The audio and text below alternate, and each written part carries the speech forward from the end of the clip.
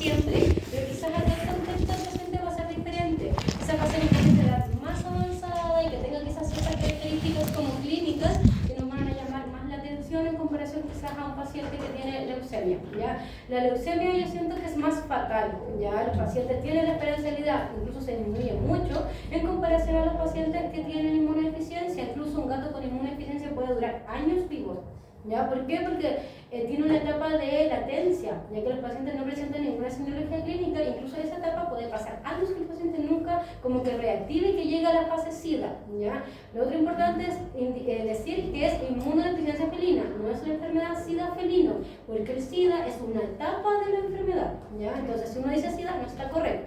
Eso es importante también considerarlo. Y a diferencia quizás de la leucemia, es mucho más importante que la transmisión es por mordeduras, ¿ya? Y estas mordeduras tienen que ser mordeduras profundas. Por ejemplo, todo gato que tenga un absceso, lo ideal que en un mes más uno le pueda hacer siempre un test de retroviral si este gato quizás llegó con un absceso por una mordedura del exterior, ¿ya? Entonces es importante en este caso que sí o sí tiene que haber una mordedura para generarse la transmisión. Y la ventaja, como les decía, quizás para el paciente, pero no para diagnosticar, es que pueden pasar mucho tiempo como sin signos clínicos, ya es por el ciclo de vida como del virus en sí.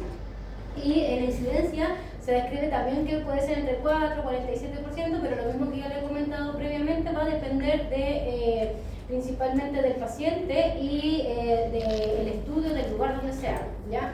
Acá no hay estudios a nivel nacional, la verdad no hay ninguno. Ya si uno busca, hay quizás tesis cortitas con 20 o 30 pacientes, pero a nivel como nacional no hay nada. Entonces, lo más probable es que, por ejemplo, ¿qué podría servir también a veces en clínicas? Hacer como análisis retrospectivos, así como empezar a buscar todos los pacientes que se tomaron un test de retroviral y evaluar el resultado. Eso también sirve como para ir sabiendo como, qué porcentaje en ciertos sectores podría tener la patología. La etiopatogenia también, al igual que el otro virus, también es un otro virus, ¿ya? Y acá es importante la proteína P24, ¿ya? La P24 es la que nos va a ayudar también al diagnóstico y la otra es la P27, ¿ya? ¿Recuerdan que es diferente? P27 leucemia y P24 inmunodeficiencia, ¿ya? Porque esas cosas pequeñitas, ustedes saben que yo las pregunto. Bueno, yo creo que ya cachan las cosas que me comentaron la doctora, ¿ya? Pero sí, pero de todo. ¿por qué tan específico? Pero el examen no lo voy a hacer específico. Para que, no, ya lo había dicho la semana pasada, pero sí lo voy a hacer que sepan identificar cosas, porque al final ese es el objetivo del romance. Así como si les llega un paciente, no sé, con toda la semiología clínica de hipertiroidismo, ¿qué examen es el esencial de solicitar? Y no lo voy a hacer así como cuál es el incorrecto. Va a ser el siguiente. Gracias. No, sí, ya tengo pensado todo eso. Y les voy a mandar también un listado de qué cosas van a entrar y qué cosas no. Ya, porque sé que es imposible estudiar esto. Sí, es demasiado. Aparte van a entrar las últimas 3 clases también, sí o sí.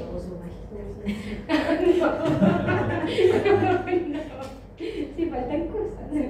Y lo otro importante es que también es lábil al medio ambiente, al igual que el de la leucemia, ¿ya? Y eso igual es positivo, la verdad, porque si no tendríamos, insisto, una mayor prevalencia de esto. Lo otro es que la mayoría de los pacientes desarrollan anticuerpos dentro del primer mes posterior al contagio, ¿ya? Eso les sirve para este contexto que yo les decía. Si a ustedes les llega un gato a la consulta, que el gato salió al exterior, se peleó con otro gato, tenía una mordedura y después se genera, por ejemplo, un absceso, a ese gato lo ideal sí o sí es en un mes o un mes y medio para asegurarse tomarle un test de retroviral, porque no vamos a saber con qué gato tuvo ese contagio, o sea, con ese contacto y que el otro gato lo mordió. ¿Ya? Entonces, en gatos powder, insisto, un solo test de retroviral no nos va a servir, va a tener que ser constantemente, y más si tiene estos episodios de mordeduras, ¿ya? El ciclo de vida, la verdad, como les decía, la exposición es por mordeduras, ¿ya? A diferencia del otro que es contacto directo, por eso esta es de los gatos enemigos, ¿ya? En comparación al otro que es como de los gatos amistosos, y comienza a haber una replicación a nivel de los linfocitos T, B, los macrófagos y los linfonodos regionales, ¿ya? Y después empieza a generarse una epidemia inicial en el cual se disemina el virus en diferentes órganos, ¿ya? Por eso ustedes pueden encontrar muchos también signos clínicos como en esta fase de epidemia. Pero la mayoría de los pacientes no alcanza como a encontrar en esta etapa. ventaja, ¿ya? La mayoría de las veces uno alcanza a encontrar quizás en los pacientes que no tienen como ninguna signología clínica y uno le toma un test de retroviral y sale positivo a inmunodeficiencia. Muchas veces tiende a ser más un hallazgo que quizás asociado a los signos clínicos que el paciente puede tener, ¿ya? Y después viene esta fase de latencia, en lo cual empieza como a disminuir la inmunidad del paciente, ¿ya? Y la ventaja que esta etapa de latencia, que no hay signología clínica, que es asintomática, puede pasar el gato 5 o 6 años en esa condición, ¿ya? Entonces es algo positivo. En comparación quizá a la leucemia, que no pasa esta, a pesar que son como retrovirus los dos, ¿ya? Y la fase de inmunodeficiencia o SIDA, y recién podemos hablar de este concepto de SIDA, es cuando esta enfermedad obviamente ya no está en latencia y vuelve a generar signología clínica, ¿ya? Y acá, por ejemplo, muchas veces puede estar asociado obviamente ya a signos, pero también puede haber como una anamnesis algo. Le dimos corticoides al paciente, no sé, le pasó algo, tuvo un accidente, estuvo en hospital, por ejemplo, porque esas cositas sí podrían llegar a reactivar la enfermedad. Y los signos clínicos, la verdad es que son súper inespecíficos, igual que en la otra enfermedad, ¿ya? Pero están asociados más como a inmunosupresión, ¿ya? Gatitos, por ejemplo, que no sé, tengan demodicosis, pero empieza a generarse una demodicosis mucho más generalizada asociada porque tienen este virus. Y, por ejemplo, al inicio estos pacientes pueden presentar fiebre, pueden presentar anorexia y pueden presentar linfadenopatías, ¿ya? Por ejemplo, que los linfonodos submandibulares estén mucho más reactivos que quizás otros, ¿ya? En comparación a lo que están habitualmente. Y también obviamente pueden llegar a generar como estas enfermedades, también glomerulonefritis asociadas como al sistema inmune, porque el sistema inmune como que se estimula también y se empiezan a generar como antígenos, anticuerpos también, que se empiezan a generar alteraciones como inmunomediadas a nivel renal o a nivel de otros órganos, ¿ya? Pero la desventaja, como les decía, es que también es súper inespecífico y a veces puede ser que el gato esté como más susceptible a contagiarse de otras cosas que habitualmente no. Por ejemplo, la infección secundaria bacteriana, la demonicosis, como les decía previamente, entonces que quizás si él estuviera óptimo no le pasaría nada. Y como clínicamente vamos a tener estas fases, ¿ya? Primero obviamente vamos a tener al gato que está infectado y que obviamente muerde a otro, ¿ya? Después vamos a tener esta fase aguda en la cual el paciente presenta signología clínica, presenta fiebre principalmente, linfadenopatías y presenta también, por ejemplo, anorexia asociada como a esta signología inespecífica y puede pasar 1, 3 a 4 días o incluso hasta 3 semanas, pero no más que eso, la verdad. Y puede que la mayoría de estos pacientes nosotros no pesquisemos como esta parte, ¿ya? Y después viene la siguiente parte que les comentaba, que es esta fase asintomática, en la cual los pacientes tienen la enfermedad en latencia, ¿ya? Y después la fase clínica, que es la SIDA, e incluso, por ejemplo, si uno toma en esta etapa aguda, los exámenes, el PCR y los anticuerpos también van a salir obviamente que están positivos, ¿ya? En la sintomática existe alguna posibilidad que el PCR incluso pueda salir positivo o negativo, va a depender del paciente y de la carga viral y de la respuesta inmunitaria del paciente, porque la mayoría de estas enfermedades virales es como asociada a la inmunidad del paciente y la carga viral también del paciente, ya como la exposición que tuviera. Pero esto es como solo por igual se describiría que, claro, son mordeduras como profundas, sí, por eso yo digo, el absceso siempre lo ideal es hacerlo. Sí. Lamido, no, lamido no. Igual se describe como que puede ser asociada, por ejemplo, a punciones con jeringa, pero hoy en día uno casi no utiliza esas cosas, pero es principalmente es por la saliva. Tanto leucemia y inmunodeficiencia es saliva, pero la otra es como un contacto como amoroso y esta, claro, son mordeduras más profundas. Orino no. No, es que igual dice que existe la posibilidad, pero en la saliva principalmente. Y cada fase obviamente va a tener como signología clínica asociada. La fase la primera, como les decía, súper inespecífica, puede ser cualquier tipo de casos. Después las otras, la verdad es que pueden haber cambios de comportamiento quizás, pero es como, no hay como ningún signo específico, la verdad, en esta etapa como de latencia. El animal se ve como si no le pasara nada, o quizás clínicamente ustedes ven como gatos roñosos. Eso también es como que la calle dice, ay, te tiene toda la pinta de ser inmunodeficiente. Ya se ven como gatos raros y gatos como de edad más avanzada, pero gatos como morfológicamente como feitos, no feitos así como por sus facciones, sino como cochinitos, como diferentes, roñosos. Como que edad avanzada. Porque a veces uno ve como gatos relativamente jóvenes, como ya, de 4 años. ahí yo sospecharía como más quizás leucemia, Ya. pero estos no son como 7 o 8 años, ya, sí, son gatos más adultos, sí, porque muchas veces ellos se contagian de adultos, de jovencitos, y tienen esta etapa epidémica que pasa de desapercibida o es como súper aguda, un par de días y después desaparece y aparece esta otra etapa. Pero sí se notan como muchas veces gatitos así como que si este gato es medio roñoso, sí o sí tiene que ir desde retroviral, ¿ya? Y la etapa ácida obviamente que ya es cuando se reactivó de cierta forma la enfermedad y que puede generar la verdad un sinfín de trastornos, también neurológicos, oculares, la verdad anorexia y todo lo que conlleva. ¿Ya? Entonces acá, por lo mismo como el tipo de ciclo que genera el virus, los gatos tienden a tener un pronóstico mucho mejor. Ya lo de la leucemia, los gatos tienen un pronóstico hasta promedio 3 años, pero estos gatos pueden durar años con la inmunodeficiencia y que el gato no presente ninguna tecnología y que nunca se reactive incluso a la fase SIDA. ¿Ya? Y también los pacientes con gingivoestomatitis también hay que hacerles estos casos. Y acá, por ejemplo, hay un paciente que tenía demodicosis, ¿ya? Y empezaron a presentar alopecia en sus orejitas, paciente con gingivoestomatitis, ya que lo hemos conversado en el pasado, pacientes con problemas oculares, con uveitis, por ejemplo, ¿ya? Y también, por ejemplo, acá lesiones severas a nivel dermatológico y glomerulopatías, sí, era glomerulonefritis. ¿Ya? Entonces, si piensan, uno no pensaría como en inmunodeficiencia con estos cuadros, pero siempre hay que buscarla, ¿ya? Porque lo más probable sea como quizás la causa de, obviamente se manifiesta como de forma crónica con esto. Y el diagnóstico, la verdad que los exámenes de sangre igual van a encontrar anemia, linfopenia, neutropenia, también puede haber trombocitopenia, que es menos común, ¿ya? Y también vamos a tomar estos mismos exámenes, ¿ya? El IDEX. Y la única diferencia que recuerden que el de leucemia lo que identifica es antígeno, el antígeno P27, ¿ya? Y esto lo que identifica es es anticuerpos, ¿ya? Entonces, en este ladito es cuando nosotros vamos a evaluar la inmunodeficiencia felina.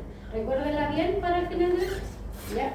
Este ladito es inmunodeficiencia. Entonces, en este test el paciente es positivo a inmunodeficiencia felina, ¿ya?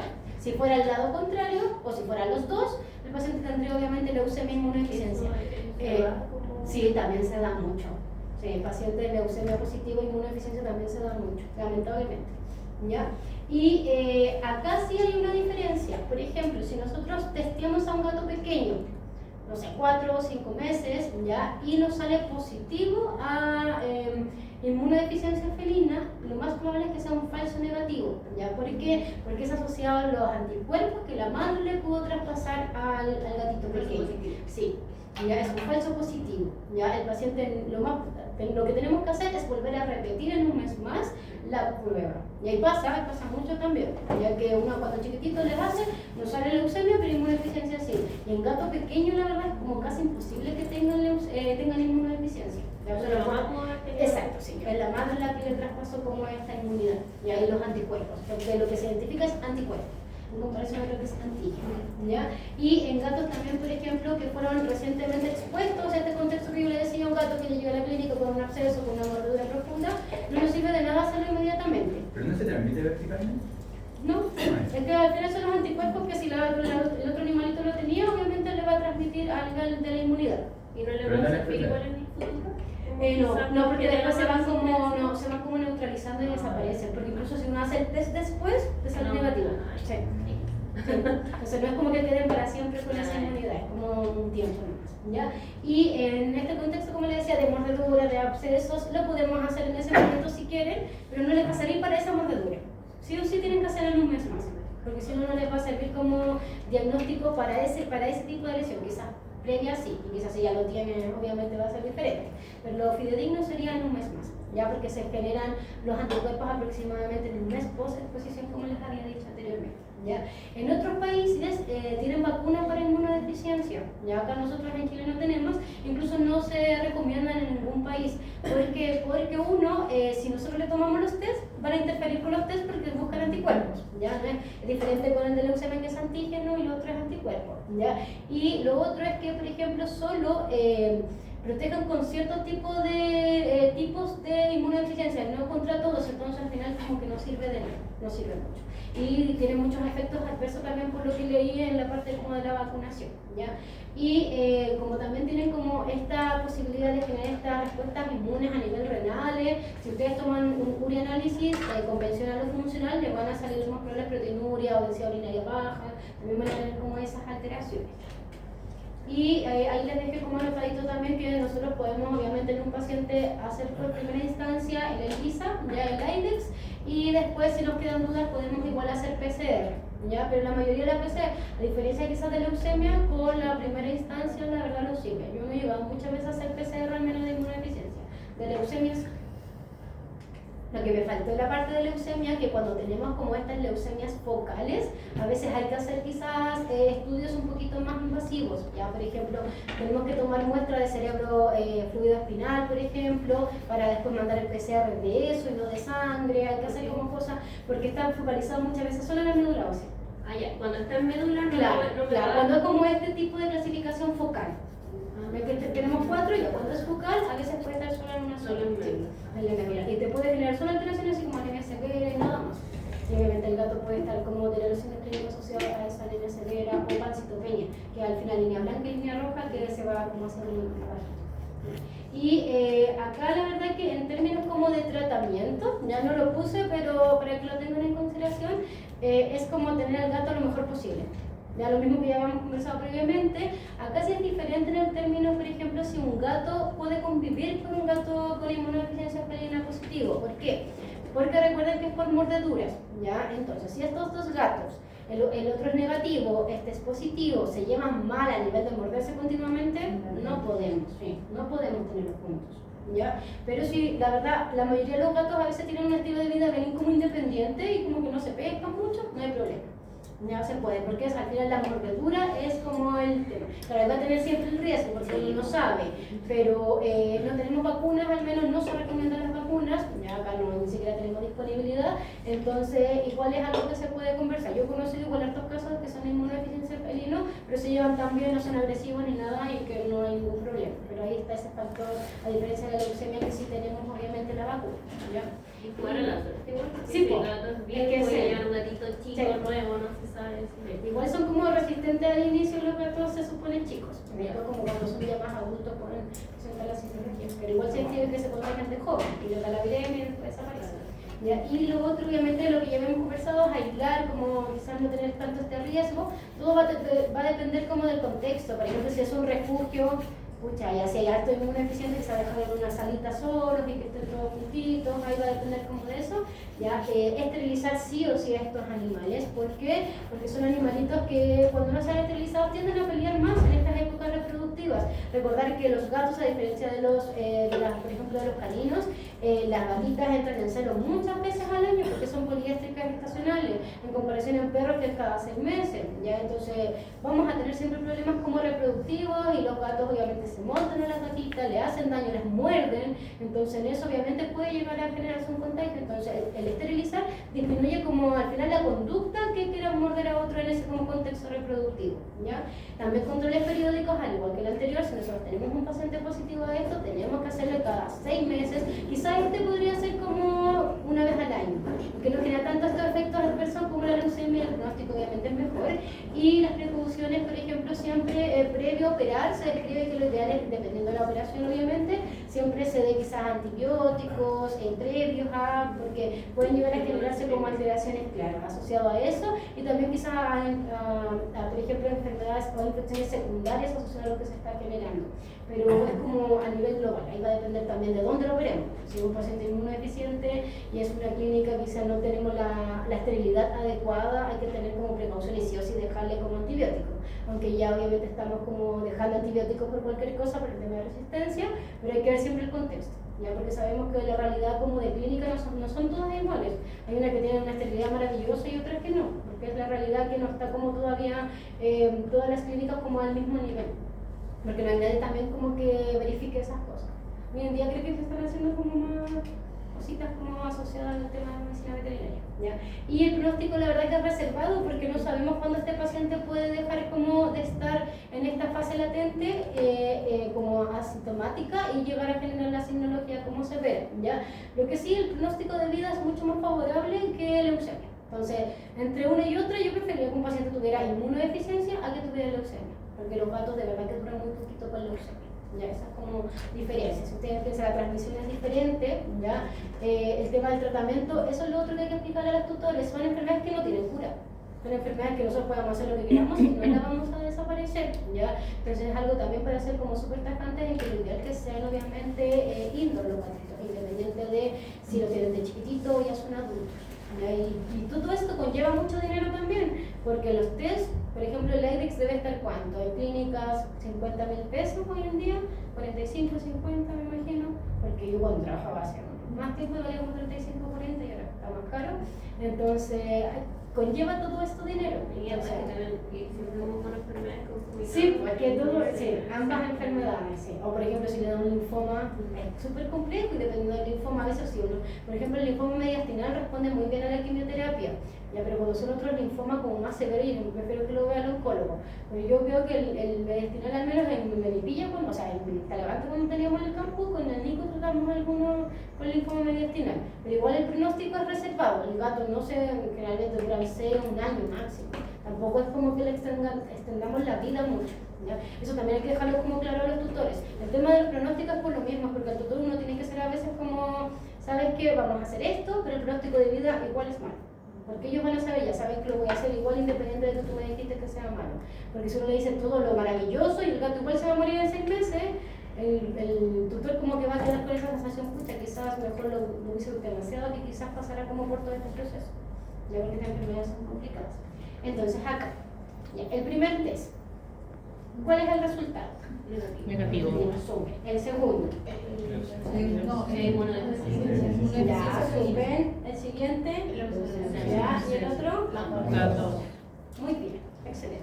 Están todas bien. Sí, ya, eso es importante para que después lo receten.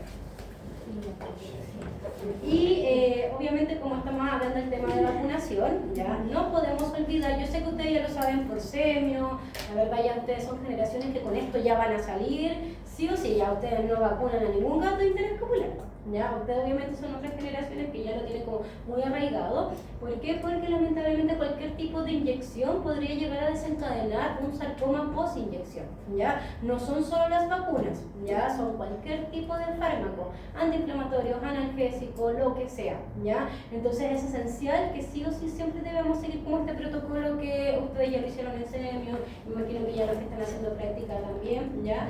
Y se describe que estas células como del mesenquimales se pueden llegar a generar y transformar a células neoplásicas y ahí generan como este tipo de sarcomas. Los sarcomas lamentablemente son neoplasias bien invasivas, ¿ya? Son muy invasivas y lo otro que crecen muy rápido. Por ejemplo, yo mi propio perrito de 15 años, no sé si ya les he contado antes, pero a él le salió un sarcoma inmenso. Y yo así como que me enojé con mi papá, así como, ¿cómo no vieron eso? Claro, después me empecé a ver fotos, porque yo soy típico como de saco muchas fotos a mis animales, y él no lo tenía, así como el mes pasado no lo tenía, después le apareció de este tamaño, y después era así, gigante. Entonces yo le fui a hacer en el flanco, sí, en el flanco, en como tren posterior, en un ladito, pero ya era gigante. Yo le hice obviamente la citología, le hice todo, pero era tan invasiva y estaba tan grande que yo no pude hacer más que eutanasiarlo. Porque los sarcomas son así. Ya yo esa vez, como antes de pensar en sarcoma, porque yo pensé un montón de otras cosas antes, pensé osteosarcoma, la verdad, igual está como en sarcomas, pero yo pensé que mi papá no me habían dicho. Ya, pero no, porque es un sarcoma y los sarcomas crecen muy rápido. Ya a veces pueden pasar muy desapercibidos de un momento a otro, que ser 3, 4 veces. Entonces en los gatos pasa exactamente lo mismo. ¿Ya? Y recordar que en el pasado obviamente se inyectaba el interés escapular, pero hoy en día nada. ¿Ya? Sí o sí tienen que, bueno, ustedes ya insisto, ya lo tienen más que claro, pero sí les puede tocar como estos casos de que, porque a mí alumnos me han dicho, como en las prácticas, que van al lugar y dicen, esa es una estupidez. Si yo nunca he visto un sarcoma, típico de los, lamentablemente, de los colegas más antiguos que dicen, eso no existe, si son cosas innecesarias, ¿ya? No son innecesarias, porque ese paciente después va a tener cáncer y nosotros sí vamos a ser un poco culpables de la situación, como netamente de no poder extirparlo adecuadamente, no que tengan sarcoma, ¿ya? ¿Por qué? Porque este tema es un tema genético, los gatos que van a tener sarcoma no van a tener sí o sí, porque es un tema que está en su genética. ¿Ya? Entonces, aunque nosotros le inyectemos toda la vida quizás lo más distal del articulación, ese gato quizás igual va a tener un sarcoma en esa zona, porque ya están predispuestos. En ese caso, si sale una vez, ya se hace tratamiento, se le amputa el miembro y posterior las vacunaciones que se hacen, no es sé. que ahí se hace como un balance. Si por ejemplo si es un gato indoor, no tenemos ningún contexto de como de exposición, no los vacunamos más. Ya, pero por ejemplo si es un gato que es outdoor, al final sí tenemos que seguirlo vacunando porque por eso puede contagiar de leucemia, entonces al final es como un ciclo. Caso a caso. Sí, sí, eso siempre yo siempre digo, los animales en sí hay que individualizarlos para tomar decisiones, ¿ya?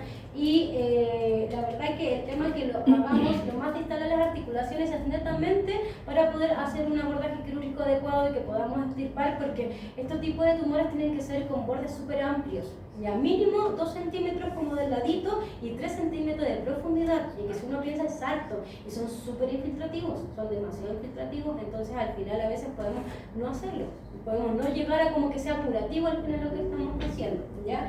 Y entonces cualquier tipo de administración de fármacos, de vacuna, de lo que sea, debe ser como primera elección subcutánea. ¿Ya? Por ejemplo, quienes estuvieron en el semio conmigo, yo nada inyecto intramuscular en un gato, si no es necesario. La mayoría de los fármacos se pueden subcutáneos, y si se puede subcutáneo, yo elijo siempre subcutáneo en gatos, ¿ya? Nada como intramuscular, a menos que sea así como urgente. Creo que nunca lo he tenido que hacer como en urgencia, ¿ya? Porque obviamente ahí tenemos como endovenosa, ¿ya? Yo me también igual, lo inyecto subcutáneo. Pero así como puro lo diluyo. Se puede diluir un poquito, pero claro, les incomoda más, sí, en la realidad. Pero son dosis generalmente bajitas en gatos, entonces no, yo siempre igual todo subcutáneo, ¿ya? ¿Por qué? Porque si uno lo administra intramuscular, igual pueden pasar estas cosas, pueden pasar más desapercibidas que cuando es como a nivel subcutáneo. Entonces, sí o sí, si existe la posibilidad de hacerlo subcutáneo, elijan siempre esa vía de administración, ¿ya? Igual, por ejemplo, si uno lee el prospecto de la antirrábica, también dice que puede ser intramuscular, pero obviamente en todo esto que estamos conversando, lo ideal siempre es hacerlo subcutáneo. Pero, por ejemplo, en perros que a veces son hueveados, la verdad, son súper como, ¿por qué digo garabatos? Son como súper agresivos y hay que hacerlo como rápido. A veces hay colegas que eligen intramuscular, porque es más rápido que estarlo como tocando, entonces inmediatamente como que lo hace rápido, como para tocar menos posible al paciente, que también pasa en esos casos, ¿ya? Y lo otro que incluso esto lo saqué de la WhatsApp de este consenso del 2023, y que yo ya lo había sabido con el diplomado, es que el tema de la zona donde la administremos no es como tan específica, ya no es como que siempre la triple felina la vamos a administrar en el miembro torácico derecho, ya. Lo ideal es que uno vaya rotando. ¿Por qué? Porque si el paciente toda la vida le ponemos, no sé, 3 triple felina acá, después todos los años va a tener una mayor predisposición quizás ese miembro a generarse que quizás, no sé, la antirrábica, que es una dosis o 2 dosis. Entonces lo ideal es ir rotando, o la otra opción es que ustedes siempre en el carnet, en la ficha clínica, anoten dónde se inoculó la vacuna. Pero no es tan estricto que solo tiene que ser en esa zona, ¿ya? Se hizo como un consenso a nivel nacional, o sea, a nivel internacional, netamente para ver, evaluar como qué vacuna era la más predispuesta a generar este tipo de sarcomas. Y ahí se descubrió que era como la de la leucemia, era como la más predispuesta en general. Yo insisto, yo creo que es como por los acompañantes que generan como este laboratorio, que es la mayoría que tiene como más efectos adversos, ¿ya? Y como les decía, lo ideal siempre es vacunarlo lo más distal a la articulación, ¿ya? Si quieren obviamente seguir este protocolo, que es triple felina o cuádruple felina en miembro anterior derecho, se puede igual, ¿ya? La antirrábica va en el miembro posterior derecho y la leucemia va en el miembro posterior izquierdo, ¿ya? Pero insisto, pueden ir rotándolo mientras lo vayan anotando, no hay ningún problema. No es como si lo hacen en otra parte, está mal. Hay gatos que a veces cuesta mucho manipularlos adelante, entonces yo prefiero siempre colocarlos atrás. Ya no va a pasar nada, netamente que si va a pasar un sarcoma va a pasar igual. No es como porque lo administro yo en esa parte y no en otra. Y lo otro importante es que existe una regla que se llama 3-2-1. Ya muy poquito la conocen porque siempre la preguntan en exámenes de grado y nadie lo sabe.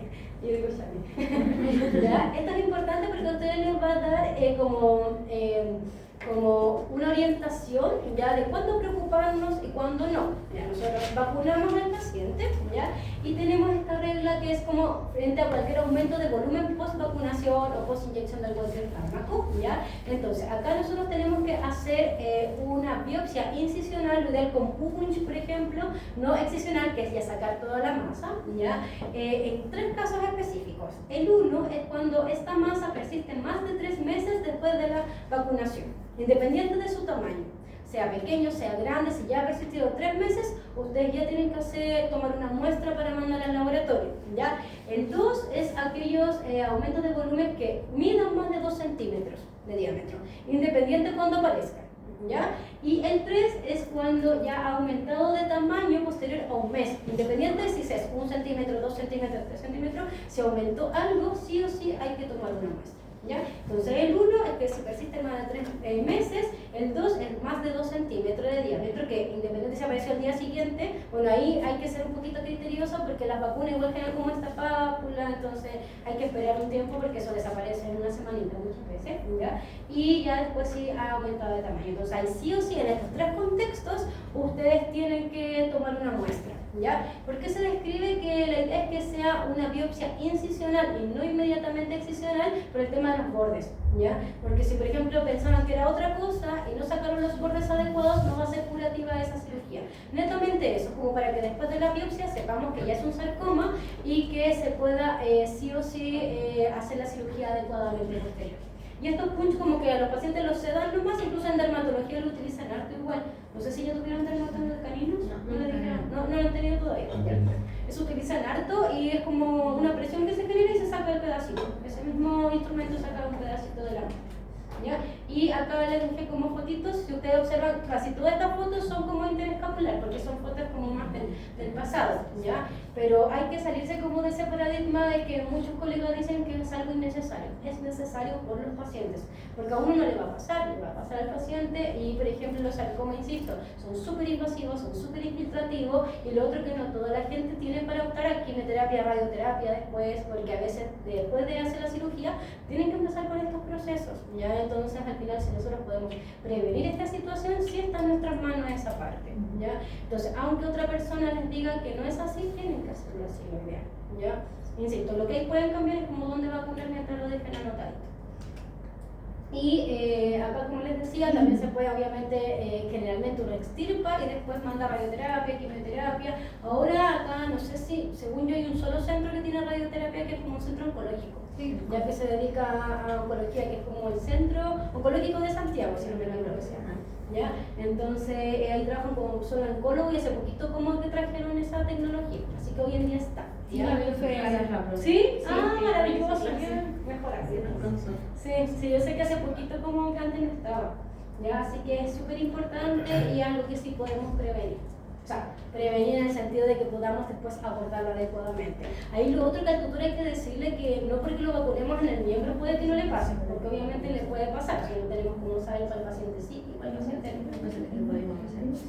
Sí, que al final es eso, es como la bomba. Y cuando le dicen, en caso, no sé, cuando se necesita como para carcelito subcutáneo, se puede hacer igual como... La verdad es que yo igual ahí lo intento hacer como más distal, pero yo no lo hago como como más distal de la articulación, porque ya no hay casi nada de extensión subcutánea, como que lo hago más acá. O sea, como sí, claro, sí, pero igual no lo hago interescapular. Lo que sí es el chip por norma como nacional va ahí, sí o sí. Y claro, 50 podría llevar a generar un sarcoma, lamentablemente. Si mi gato tiene la genética, va a estar. Lo otro que en la clase de clínica un alumno me dijo que las vacunas de MSD se le iban a doler más, era porque por un componente que tenían, no me acuerdo cuál era, pero yo he visto en la clínica que esa marca duele más. No sé si les ha pasado a ustedes en la práctica, que esa marca el gato salta más o el perro le duele más o queda chillando más en comparación a las otras. Por ejemplo, la de Zoetis no les duele mucho. Entonces, lo otro que leí, por ejemplo, respecto de la vacuna, al menos la antirrábica, que después vamos a hablar de eso, es que se deben igual mantener como a temperatura ambiente un ratito, como que no inmediatamente administrarla quizás helada, ¿ya? ¿A qué hora es el otro, Belén? Yo te perdí ya con la... Cuando hay 5:30. Otra enfermedad que ya creo que ya les había dicho como algunas cositas en una parte de como enfermedades zoonóticas, ya es la bartonilosis, ya, o también llamada coloquialmente enfermedad del arañazo del gato, ya, la cual es asociada a una bacteria que lo más común de generar esta patología, al menos en gatos y humanos, es la Bartonella encenae. ¿Ya? Esta es una enfermedad que se transmite a través del arañazo principalmente de gatitos, ¿ya?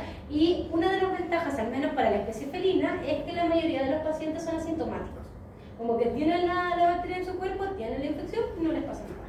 ¿ya? Es la mayoría de la verdad de los casos. Pero lamentablemente los humanos, y más el humano está inmunodeprimido, por ejemplo niños pequeños o personas que tengan alguna enfermedad de base crónica, a ellos sí les puede presentar signología clínica, y entre ellos, por ejemplo, lo más común son fiebres altas, ya linfadenopatía, como que se empiezan a inflamar todos los nódulos, o sea, los linfonódulos, y lo otro es que también puede haber como complicaciones sistémicas asociadas como a otros órganos, principalmente el vaso, que se genera el exceso. Entonces al final este es un tema como de salud pública más que nada, muy importante, más que para el gato en sí, ¿ya?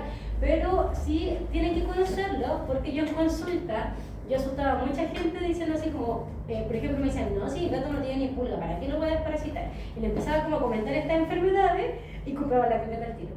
Porque obviamente tenían hijos, estaban, no sé, pues estaban embarazadas, entonces al final a veces hay que ir haciendo como esos juegos con los tutores porque a veces no le va a importar tanto el gato, pero sí le va a importar su hijo, por ejemplo. Entonces ahí hay como un juego psicológico para que obviamente el gato esté lo mejor posible también, ¿ya? Y la distribución lamentablemente es mundial y se describe que igual tiene una alta prevalencia a nivel de los anticuerpos, tanto en gatos y también en humanos, ¿ya? No me acuerdo que una vez me dijo que al menos la tonellosis en humanos también es súper alta la prevalencia, y lo otro de también Toxocara cati, ya que muchos niños pequeños quedaban ciegos incluso asociados a Toxocara cati, porque genera esta migración hacia el ojo. Entonces, si se acuerdan algo de parásito, porque tampoco está la Toxocara cati. ¿Ya? Y aquí hay un cuadrito como de todas las especies de Bartonella que podrían estar que a nivel mundial, ¿ya? Pero la más importante es la Encegae porque es la que el gato obviamente transmite, y el otro culpable, o sea, más que el gato la verdad, es la pulga la culpable, porque la pulga es el vector, ¿ya? Y al final los gatos no tienen culpa de tener pulga, es el tutor que no le aplica algo para las pulgas. ¿Ya? Entonces ahí uno tiene que hacer ese juego que, ¿por qué es tan importante desparasitar externamente? Porque la gente como que lo minimiza. No tiene pulga, da lo mismo, pero las pulgas no viven todo el día arriba del paciente. Las pulgas se alimentan y se van a otros lugares. ¿Ya? Entonces también es relevante de tener en consideración. Entonces, la bacteria es una bacteria gram negativa intracelular, ¿ya? Todo tipo de bacteria intracelular tienen que acordarse porque hay tipos de antibióticos que obviamente vamos a utilizar más que otros, ¿ya? Y ahí, por ejemplo, cuando uno habla de bacterias gram negativas intracelulares, siempre tenemos que pensar en toxicity, ¿ya? Tanto, por ejemplo, hemoplasma, sí o sí va que en nuestra mente para dejar al paciente. ¿Ya? Y obviamente son transmitidas por distintos tipos de vectores, pero el más importante para nosotros es la pulga de los gatos, ¿ya? Porque es transmitida por la pulga de los gatos. Al gato, no. La mayoría de las veces no. Igual pasa que hay alguna etapa como más crónica y que se puede haber una viremia y que presente signos clínicos, pero es lo menos común, que es como bueno para el gato, para el tutor no, obviamente. El gato se ve impecable. ¿A quiénes? ¿A ellos? No, en general, es que el gato igual hay que dejarle. Si él ya presentó signos clínicos, si no presentó no se recomienda. Igual está anotadito más adelante, ¿ya? Y como les decía, es a causa de las pulgas, ¿ya? Pero también asociado a las heces que están contaminadas con esta bacteria. ¿Cómo se contagia la pulga? Es porque obviamente la pulga se alimenta de sangre, ¿ya? Y de otro paciente que ya está contagiado, principalmente un gato. Se sube el gato, se contagia y después va a otras partes, ¿ya? Y, por ejemplo, acá, ¿ya? Tenemos la pulga que se infecta al picar un gatito que está contagiado con la bacteria, ¿ya? En los eritrocitos. Y la bacteria se mantiene a nivel del sistema gastrointestinal, principalmente a nivel intestinal, ¿ya?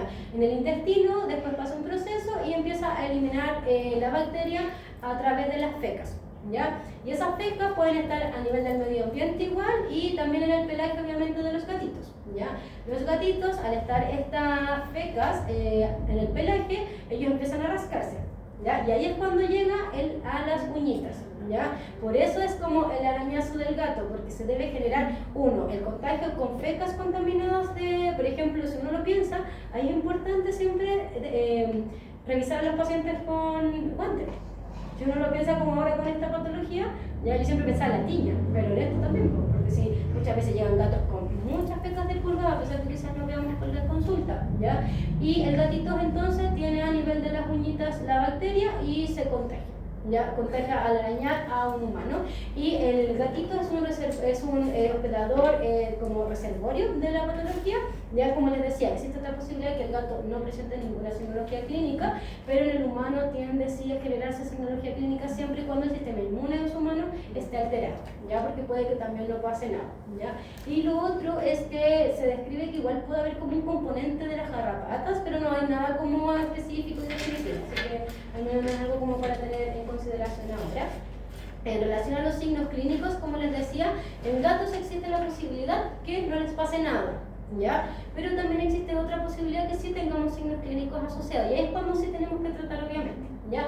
Acá, por ejemplo, la mayoría de los gatos son asintomáticos, ¿ya? El gato sea impecable, pero, por ejemplo, ¿en qué casos uno podría empezar a sospechar de las condiciones? Cuando nosotros al tutor, no sé, yo una vez tuve en consulta a una tutora que me decía que la niña estuvo muy enferma, su hija chiquitita, y que le hicieron un montón de exámenes y tenía abscesos a nivel del hígado, del vaso incluso, fiebres altas, linfadenopatía, y era esta enfermedad.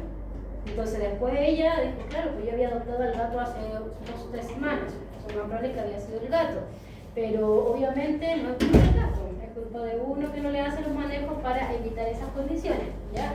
Y otros signos clínicos que podríamos tener sí pueden ser asociados a nivel cardiológico. Puede haber miocarditis asociada, no es como lo más común, pero puede suceder, ¿ya? Endocarditis también, fiebre, linfadenopatías, pueden tener como esas cositas también. También pueden haber signos neurológicos, o sea, neurológicos, oculares, por ejemplo. Un gato con uveitis también se podría llegar como nuestro diagnóstico, quizás no es común. Es que sí, es que tú estas enfermedades si piensas en fibres inespecíficos, toxoplasmas inespecíficos, un gato con uveitis, hay que hacerle como todas las cosas para ir descartando algunas y ir confirmando otras, ¿ya? Y también puede haber como alteraciones reproductivas.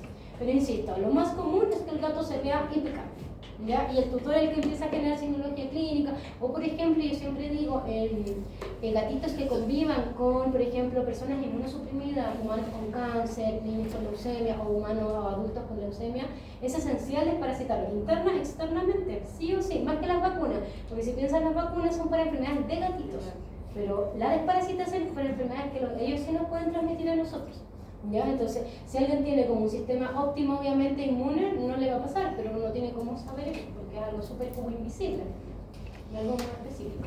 Y el diagnóstico, la verdad, uno no llega mucho cómo hacerlo, y así como a hacer muchos exámenes. Existe PCR, existe LISA, pero lo que más uno hace es como, dependiendo de esta historia, si el tutor les comenta que alguno de la casa tiene la enfermedad, porque a los humanos sí les hacen como hartos exámenes para llegar muchas veces como de exclusión, o si ustedes empiezan como con un tratamiento y también responde adecuadamente, pero no hay como sí o sí que le tengamos que hacer muchos exámenes, ¿ya?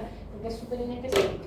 Y por ejemplo acá es una imagen de un gatito, si no me equivoco, como de 8 semanas de vida, y que tenía como muchos granulomas a nivel del corazón, ¿ya? Y era un gatito chiquitito, pero como la historia era que vivía en una casa con muchos gatitos y que tenían muchas pulgas, ¿ya? Entonces es importante tenerlo siempre como en consideración.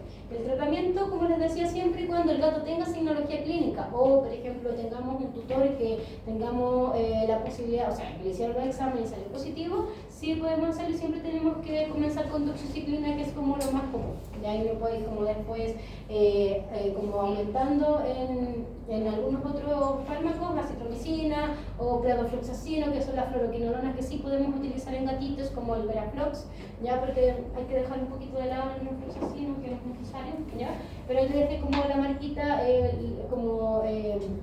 nombres comerciales para que se vayan también familiarizando con eso. Y como ya lo había conversado previamente, a mí me gusta más Ronaxan que el doximicina, ¿ya? Y hasta de 20 miligramos y de 100, entonces no sirve para gatos pequeños y grandes.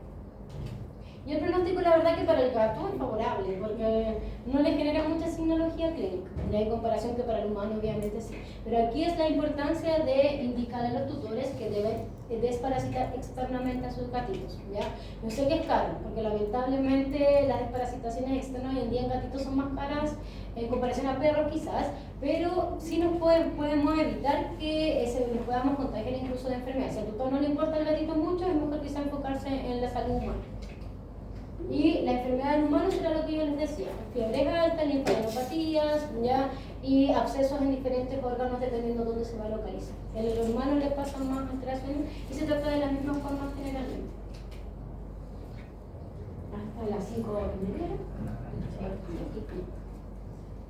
Y otra enfermedad es la giardia, ¿ya? Que es una infección parasitaria, Eso también es importante siempre saber cuál es virus, cuál es bacteria, y este es un parásito, ¿ya? Y generalmente se aloja a nivel del intestino de los gatitos, y también puede existir esta posibilidad de que los pacientes al inicio no presenten quizás ninguna signología clínica, quizás si es un adulto, pero en gatitos pequeños sí tiende como a manifestar más alteraciones, principalmente diarrea con características del intestino delgado, ¿ya? Y se da como más en estos contextos clínicos en que quizás son un refugio, gatitos de la calle camadas completas, que tengan como, por ejemplo, todos los gatos diarreas, es raro, porque muchas veces si es el alimento es como uno, no todos, o sea, hay que irlo como identificando. Y la prevalencia se describe que es entre el 1 y un 20%, pero también va a depender de la prueba de diagnóstico que se utilizó. ¿Ya? La etiopatogenia obviamente es un parásito, ¿ya? Que por ejemplo se describe que igual tiene un potencial zoonótico, yo creo que en el pasado ya lo han dicho, pero lo que busqué es que en gatos al menos se decía que el subtipo que generaba la patología era el subtipo F. ¿Ya? Y en humanos a ellos los atacaba más el A y el B, entonces como que no estaría este potencial zoonótico al menos en gatos, desconozco en perros. Yo no sé si hay...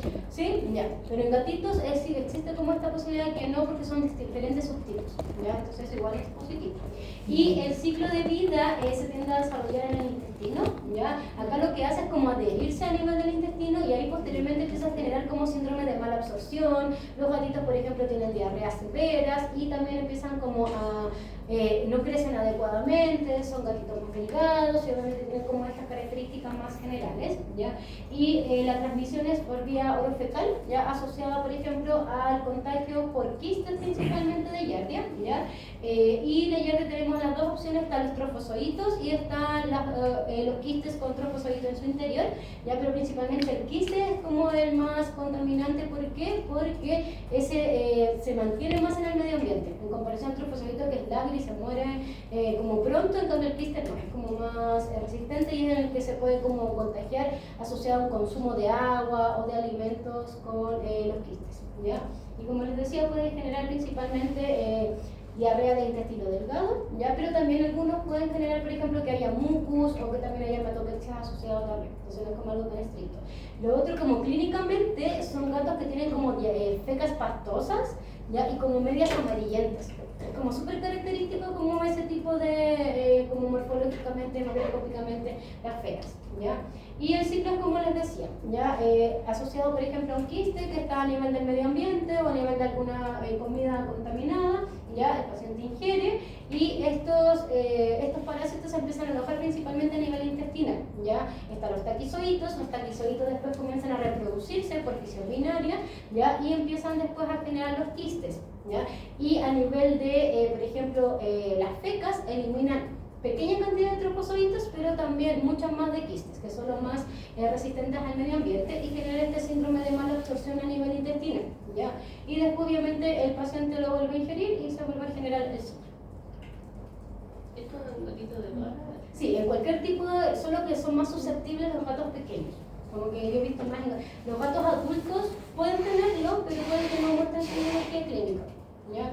Y los signos clínicos son más comunes en gatos pequeños en comparación a los adultos, ¿ya? Y la infección puede ser, por ejemplo, en gatitos más adultos, una diarrea un par de días y después desapareció. Pero obviamente hay cosas que hay que ir pesquisando porque puede ser que ese gato ya le pasó eso, pero no sé, pues va bajando de peso con el tiempo, no sé, espera que se le ve más hirsuto, quizás tiene como quizás otros signos más generales, pero los gatitos sí como que presentan más diarrea, sí son estas diarreas como pastosas, que muchas veces a veces toda la camada la tienen y es raro, entonces siempre hay que pensar como en algo infeccioso, ¿ya? Y el mecanismo, como les decía, es asociado a un síndrome de mala absorción que genera a nivel intestinal, porque obviamente se aloja en esa zona y los gatitos obviamente generan como signología que no crecen adecuadamente, que a pesar que tengan, no sé, 3-4 meses, quizás no tienen el peso óptimo para ese momento de la vida, entonces todas esas cosas como que nos van sumando, ¿ya? Y el cuadro podría ser como variado, podría durar un par de semanas o podría durar un poquito más. El diagnóstico, ¿ya? Se describe que los diagnósticos más específicos ideales son los dos, que es el examen físico, o sea, el examen de frotis fecal, ¿ya? Y el examen por flotación con sulfato de zinc, ya que todas esas cosas uno igual lo manda al laboratorio. ¿Por qué? Porque uno, tenemos que que pedir un coproparasitario seriado. No podemos pedir como uno solo un día, ¿ya? Porque se describe que los quistes, la eliminación de ellos son intermitentes. No es como que todos los días el gato va a eliminar la misma cantidad de quistes. Puede que un día no lo elimine y el día siguiente elimine más. Eso es súper incierto. Entonces sí o sí tiene que ser seriado. Entonces uno le da 3 frasquitos de tutor, ¿ya? Los 2 primeros deben ir con formol, ¿ya? Y el tercero debe ir sin nada porque el tutor tiene que entregarlo inmediatamente el día que toma la muestra de fecas, ¿ya? Entonces, día 1, al día siguiente no lo toma, al día siguiente sí, es como día por medio. Son 3 muestras y la última el tutor, o sea, cuando tome la última, como van a ser fecas frescas en un frasquito que no hay nada, tiene que llevarlo inmediatamente porque son estudios como de heces frescas, ¿ya? Entonces va a ayudar como a existir la posibilidad de que podamos encontrar con mayor posibilidad los quistes, en comparación a que no sea como conforme. ¿Pero que no se puede poner como el mismo día? ¿Como muestra uno? No, porque es intermitente en el día. Ah, ya entiendo. Como Sí. en vez de formol, Yo creo que sí, no sé, eso depende del laboratorio. Ah, Sí, ya. no sé. No sé si se podría hacer así, la verdad. Pero yo siempre lo he hecho como le paso los refresquillos, el tutor igual tendría que ir todos los días. Y que sí, a la mañana más que Sí. Ahí no sé, ahí quizás es un tema como más de laboratorio. Y la ventaja que hoy en día igual tenemos como test IDEX también de Yardia, ¿ya? Este sí se hace de forma diferente. Igualmente este tienen una sensibilidad y una especificidad bastante adecuada, ¿ya? Entonces nos ayuda harto, la verdad. Solo, incluso es más rápido, porque el otro igual tiene que esperar su proceso, lo ideal que lo haga alguien que sepa por qué, porque como les digo, se eliminan de forma intermitente el quiste, y lo otro que es súper fácil que como que uno se confunda con artefactos, ya por ejemplo con el polen, con hongos, y uno que no sabe, lo más probable es que digamos, ay, ya de quizás es otra cosa, y el polen se ve como similar incluso, y entonces mejor siempre mandarlo o hacer estos test como rápidos. Les voy a mostrar una solita de... Claro. Pierde la sonrisa. Tiene una solitaria. Ah, no, fue su parte. Sí, Bueno, como este fácil, rápido y preciso. Este se hace de Realiza otra una forma. prueba Eso IDEX es Snapterapia en sus pacientes. Este se hace igual que el de parvovirus. Elisa para el Ya, para que lo tengan para para Creo que sí, sí. Para comenzar, usted necesita preparar las muestras para la prueba. La prueba es la terapia. Eso lo Debe son ser esas. muestra El de otro pedimos es sangre. Recuerde que la muestra, el conjugado y la prueba es Sí, se hace igual que el de parvovirus. El que se empieza como a presionar arriba. Es la primera vez que se me ve una es diferente antes de empezar el procedimiento. Después del tiempo de estabilización, pasamos a la realización de la prueba. Retire el bastoncillo del tubo y recolecte la muestra Aquí en tenga el punto sensor donde porque se hace se de diferente forma. de materia fecal. Y Vuelva una a toro. colocar el bastoncillo dentro del tubo. Rompa el apéndice de la Ahí vagina. tiene como Excele en el tubo reactivo. el reactivo. Presione el bulbo Como tres líquido que veces para reactivo. transferir la solución del conjugado. Ahora ustedes tienen que unir la muestra que tomaron con el reactivo.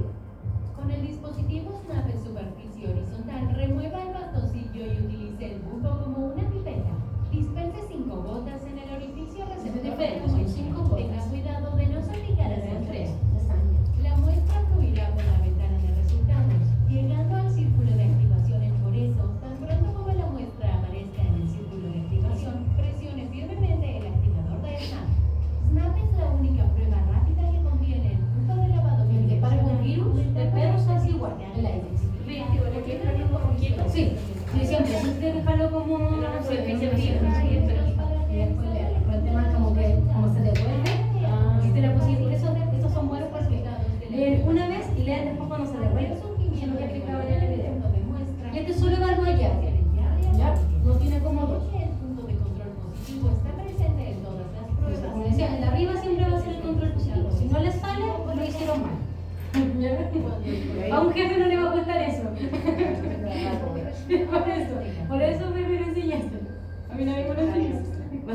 Pero primera vez que Me retaron a parvo, como que no sabía cómo le Sí, pues la primera vez que yo hice uno de parvo tampoco sabía porque es diferente, ¿ya? Por ejemplo, no pasamos para el leucopenia porque no estaba en la programación, pero para que sepan igual, la leucopenia uno puede hacer test de parvovirus de perro, ¿ya? Y nos sale, la mayoría de las veces sale positivo cuando es para leucopenia. La ventaja es que no tenemos mucha leucopenia acá, eso es bueno.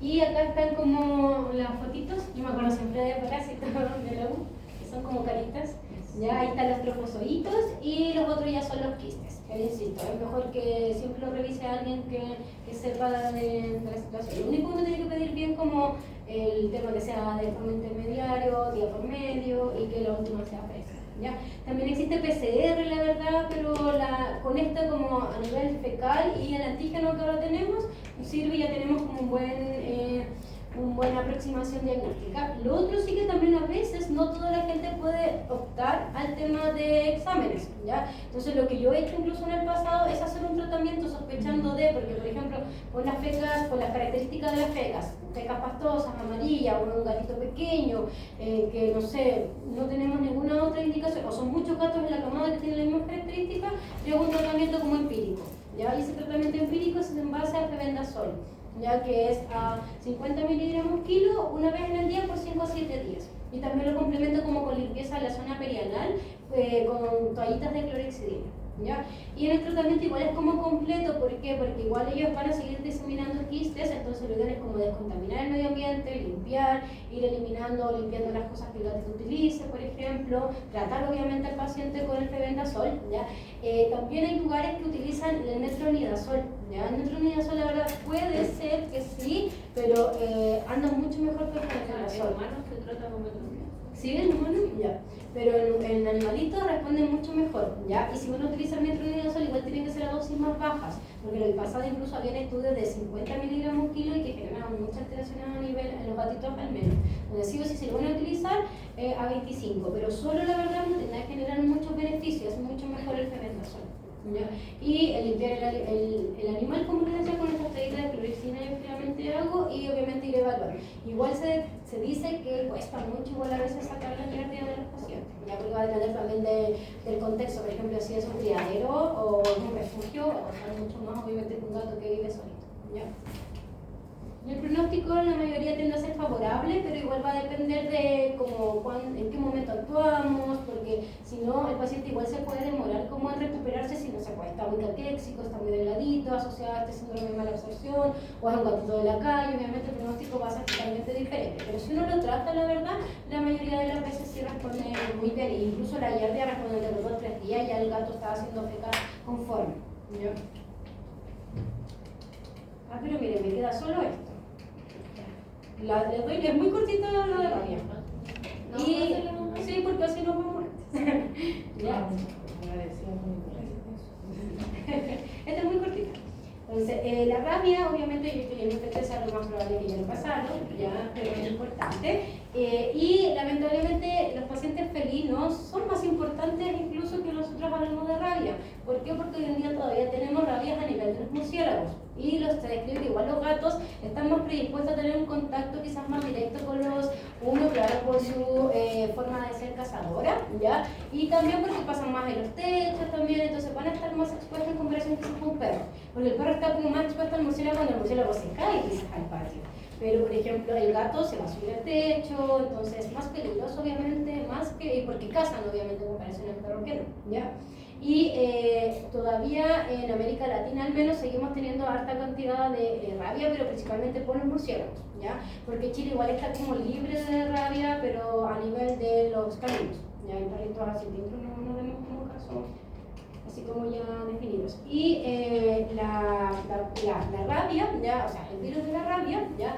Tiende a generar como un periodo de incubación igual variable dependiendo del paciente, ¿ya? Realmente puede pasar incluso hasta 2 meses que el paciente pueda no presentar signología clínica, pero igualmente ahí había como una información como que decía que era largo el periodo de incubación, pero a la vez los pacientes como que máximo duran 5 días, 6 días cuando llegan a signología clínica, ya como que fallecen con mucha facilidad, pero obviamente por todo este signo clínico como a nivel neurológico, ya que es como súper característico. Y recordar que empieza a generar como, por obviamente la mordedura, empieza a generar alteraciones a nivel del sistema musculoesquelético primero, pero que después va hacia el nivel del sistema nervioso central y después se aloja a nivel de las glándulas, ya salivales. Y ahí es cuando ya obviamente se infecta, tiende a tener la capacidad para infectar obviamente a otros humanos u otros animales de la rabia, ¿ya?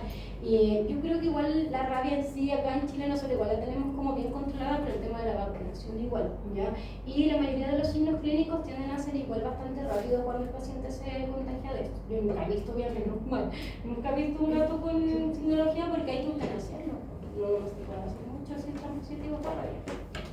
Y los signos clínicos, tenemos este periodo de incubación que el gato está como raro, ya como que cambia como su comportamiento habitual. Se describe que son gatos como que eran muy amorosos y después se ponen muy agresivos de la nada, ya. Pero si un gato se pone agresivo, igual podemos pensar en hipertiroidismo, podemos pensar en toxoplasma también, en otras cosas. O claro, si es un gato viejo, en síndrome cognitivo senil, no sé, pues muchas cosas. Pero obviamente va a depender de todo el contexto. Si es un gato joven, no vamos a pensar como que sean esas cosas más de gatos enfermedad más crónica, ¿ya? Entonces es algo como que igual tenemos que tener en nuestra mente dependiendo del contexto. Y como les decía, principalmente este periodo de incubación es así como súper inespecífico, como la mayoría de las enfermedades, al menos infecciosas en gatos, ya, porque al menos la endocrina tiene como más características específicas.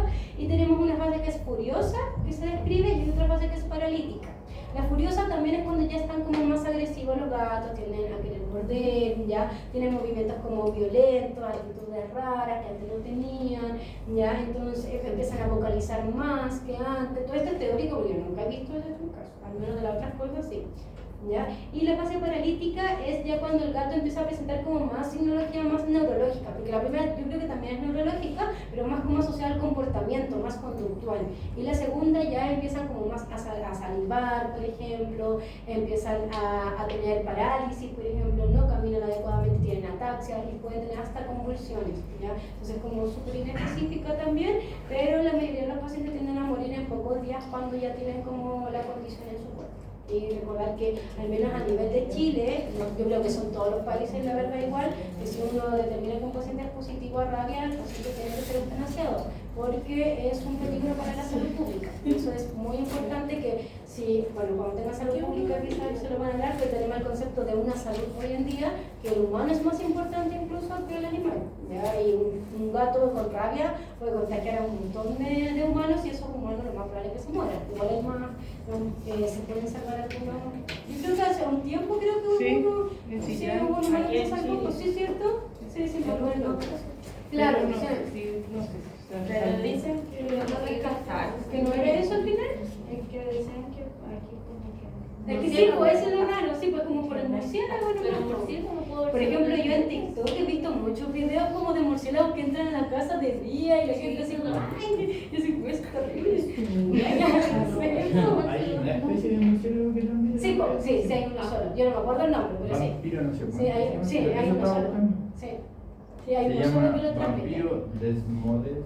Pero por ejemplo, yo no cacho mucho de ese tema, pero en general los murciélagos están protegidos, ¿cierto? Acá en Chile están protegidos. Sí, porque que son nativos. Sí, pues están protegidos acá, pues como que no los pueden matar ni nada.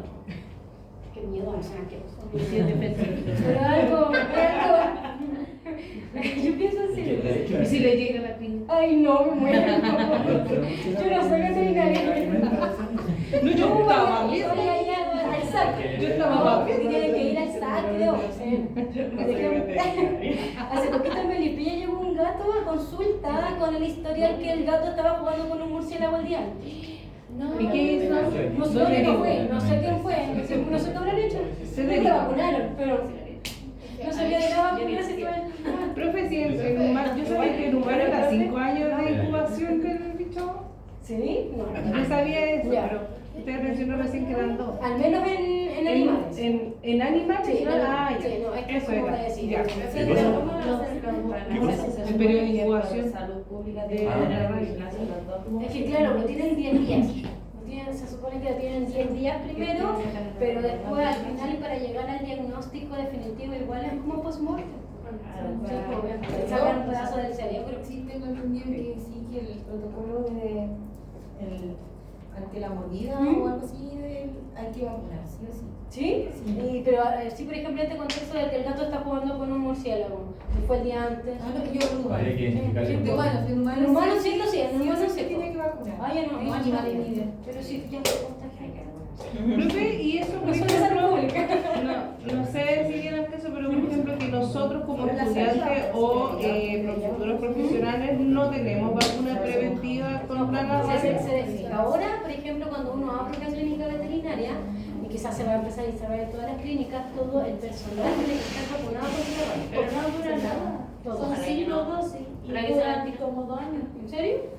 Pero eso es en caso de que te mordieron. Es súper cara. Sí, pues es que claro, el servicio como privado es súper cara, a veces no hay, entonces mejor que te muerda uno. Sí, siempre.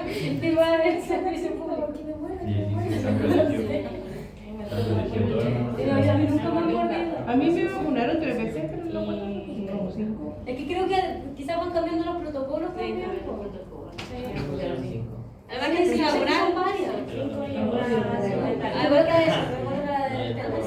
la guata, Siempre ahora pero ahora, por ejemplo, se cambió el tema de, para abrir clínicas veterinarias, deben estar vacunados todos los que van a trabajar en esa clínica, todos, hasta el peluquero, la recepcionista, todos. Ya, entonces es una normativa nueva ahora. Encuentro súper bueno. Sí, pero igual, ¿pero quién paga esa vacuna? Es como, no sé cómo será. No, pero que por ejemplo aquí nosotros como No, estudiantes sí, pues debería ser. deberían, así como lo hacen con la hepatitis B. En humanos creo que ellos cuando se van a enfrentar como a campos clínicos tienen que ir vacunados. Exacta vacuna. Lo otro, por ejemplo, como les decía, el diagnóstico tiende a ser post-mortem, como que sacan un pedacito del cerebro, lo que yo tengo entendido, ¿ya? Y lo otro que hay ciertos países que te piden como un título de anticuerpos. Ya para, por ejemplo, si no me equivoco, China o Japón, el tutor tiene que llevar sí o sí ese estudio. ¿Ya? Y si, no me acuerdo que lo hacía, pero lo hace como solo alguien, no lo hacen como los laboratorios en general, lo hace un laboratorio como a nivel del gobierno, ¿ya? Como un de sector público. No me acuerdo. Sí, pero es que allá, por ejemplo, incluso que yo me acuerdo cuando trabajaba, se ven ahí a China, parece, y sí o sí le pedían ese certificado de los títulos de anticuerpos de rabia. Y si no, lo dejaban como 3 meses, parece, como en un lugar así, como en cuarentena. Sí, algo así. Pero uno toma la muestra y después tiene que el tutor llevar a ese lugar. No me acuerdo específicamente cuál era el lugar.